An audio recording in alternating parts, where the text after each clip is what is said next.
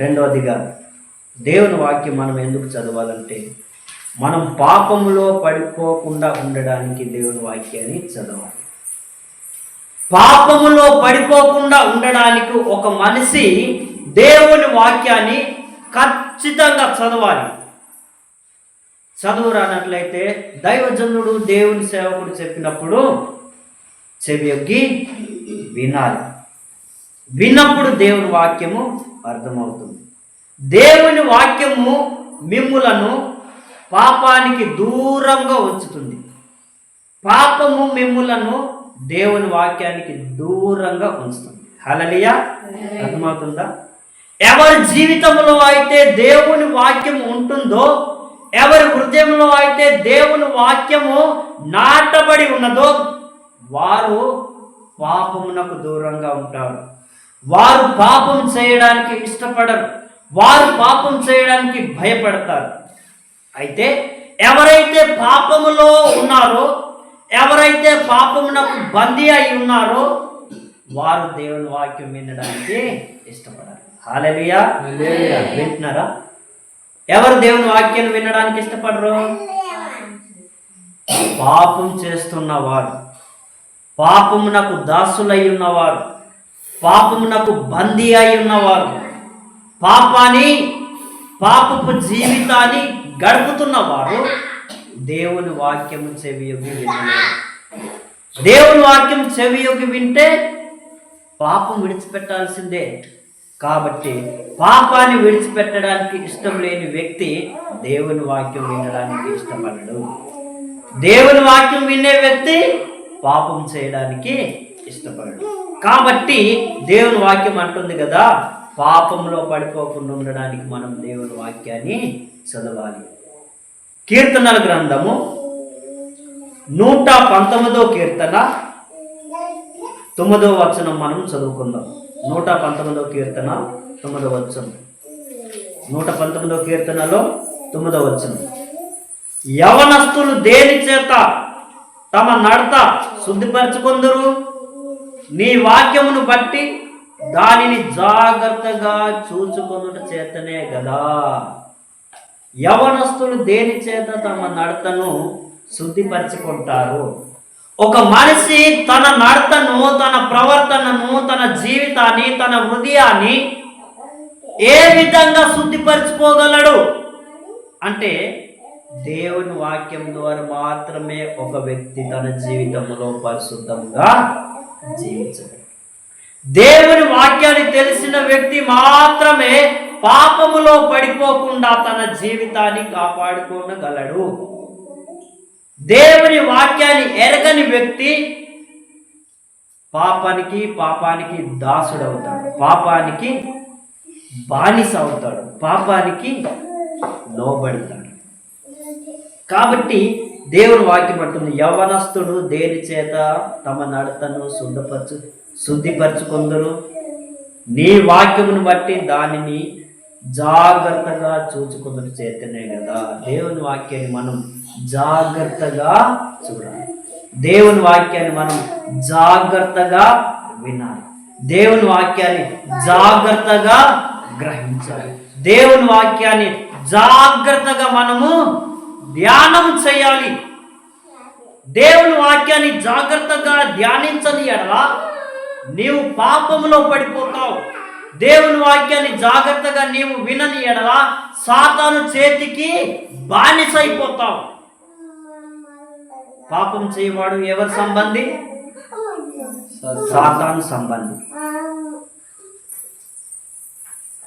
పాపం చేయవాడు సాతాను సంబంధి. మరి దేవుని వాక్యం వినని వారు ఎవరి సంబంధి? వారు కూడా సాతాను సంబంధి. నీలో సాతానుడు ఉంటే దేవుని వాక్యం నేను విననివ్వడు.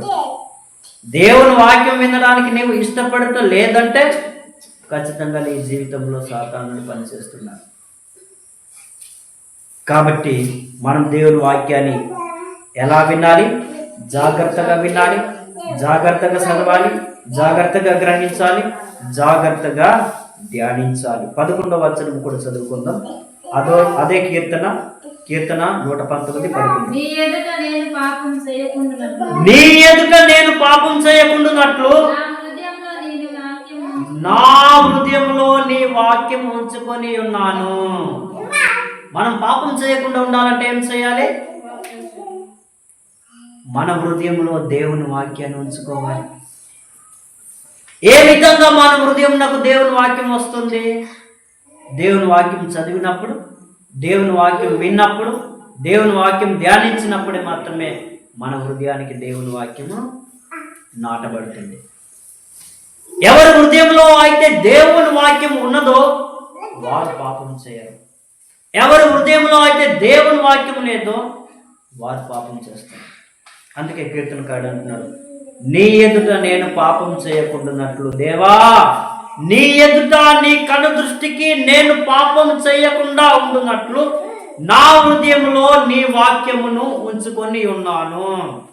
మన దేవుని దృష్టిలో మనం పాపం చేయకుండా ఉండునట్లు, పాపం చేయకుండా ఉండడానికి మనము దేవుని వాక్యాన్ని మన హృదయంలో ఉంచుకోవాలి.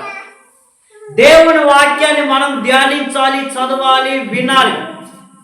వినిన వాటిని, చదివిన వాటిని, ధ్యానించిన వాటిని మన హృదయంలో ఉంచుకుంటే ఆ హృదయంలో ఉన్నటువంటి వాక్యమే నిన్ను పాపంలో పడిపోకుండా ఏం చేస్తుంది?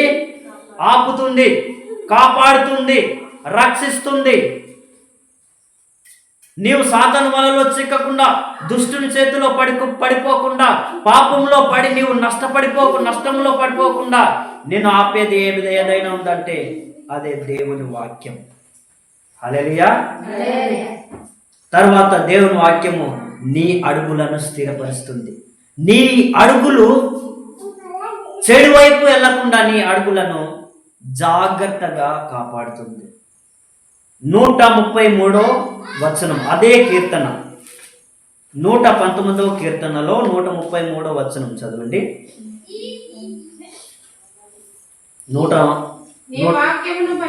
నీ వాక్యమును బట్టి నా అడుగులు స్థిరపరచు, ఏ పాపమును నన్ను ఏలనీయకుము.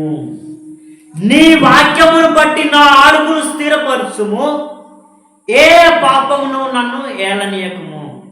దేవుని వాక్యము మనల్ని ఏం చేస్తుంది? మన అడుగులను స్థిరపరుస్తుంది.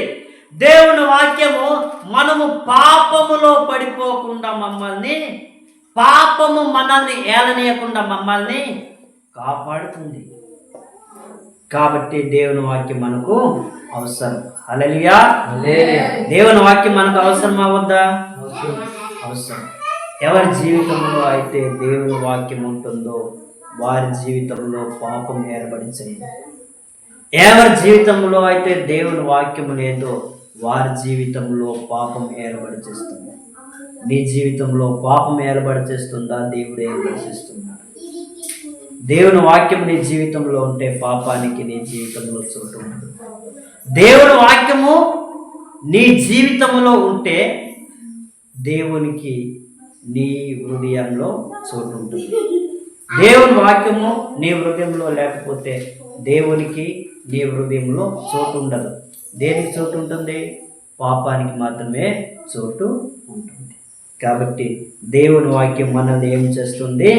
పాపంలో పడిపోకుండా మనల్ని కాపాడుతుంది. కనుక మనం దేవుని వాక్యాన్ని చదవాలి, ధ్యానించాలి, వినాలి, గ్రహించాలి. విన్న వాటిని, తెలుసుకున్న వాటిని, గ్రహించిన వాటిని మనము గైకొని అనేక ప్రజలకి చెప్పాలి. హల్లెలూయా.